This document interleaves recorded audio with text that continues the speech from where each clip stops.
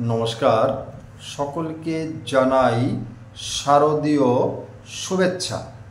আপনারা সকলে জানেন সনাতন ধর্মাবলম্বীদের সবচেয়ে বড় উৎসব শারদীয় দুর্গাপূজা শুরু হয়েছে এবং আগামীকাল অষ্টমী পূজা অনুষ্ঠিত হবে। আমি আশা রাখব আমরা সকল সনাতন ধর্মাবলম্বীরা পূজায় অংশগ্রহণ করব, অষ্টমী পূজায় অংশগ্রহণ করব, মায়ের প্রতি শ্রদ্ধা নিবেদন করব, সম্মান জানাবো, প্রার্থনা করব, আরাধনা করব এবং উপাসনা করব। আমি আপনাদের কাছে আশা রেখে কয়েকটি কথা আপনাদের মাঝে আমি শেয়ার করছি। আপনারা অনেকেই জানেন সনাতন ধর্মাবলম্বীদের পূজা পার্বণ, বিবাহ অনুষ্ঠান সহ বিভিন্ন শুভ কাজে শঙ্খ, ঢাক, ঢোল বাজানো হয় এবং উলুধ্বনি দেওয়া হয়। অনেকে প্রশ্ন করেন বা অনেকে জানে না কেন উলুধ্বনি দেওয়া হয় বা ঢাক ঢোল শঙ্খ বাজানো হয়। যারা জানেন না আমি তাদের উদ্দেশ্যে কথাগুলো বলছি।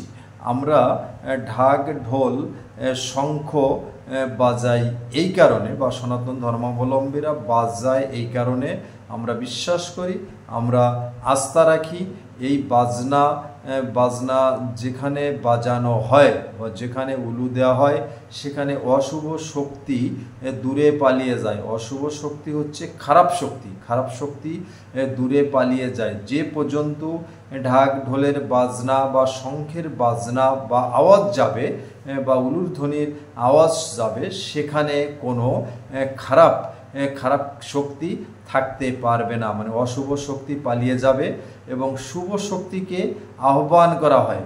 এই উলুধ্বনি শঙ্খ ঢাক ঢোলের বাজনার মাধ্যমে শুভ শক্তিকে সেখানে উপস্থিত হওয়ার জন্য আহ্বান করা হয়। এটা আমাদের বিশ্বাস এবং এ কারণেই বাজানো হয় ঢাক ঢোল শঙ্খ এবং উলু দেওয়া হয়। আমি আপনাদের মাঝে অতি সংক্ষিপ্তভাবে বিষয়টি তুলে ধরলাম। এছাড়াও অনেক উদ্দেশ্য আছে ঢাক ঢোল শঙ্খ বাজানোর বা উলু দেওয়ার, কিন্তু মূল উদ্দেশ্যটি আপনাদের মাঝে আমি তুলে ধরলাম। অশুভ শক্তিকে দূরে পাঠানো এবং শুভ শক্তিকে আহ্বান করা মূল উদ্দেশ্য। আজকে এ পর্যন্তই। সকলে ভালো থাকবেন। আবার আপনাদের মাঝে কথা হবে। নমস্কার।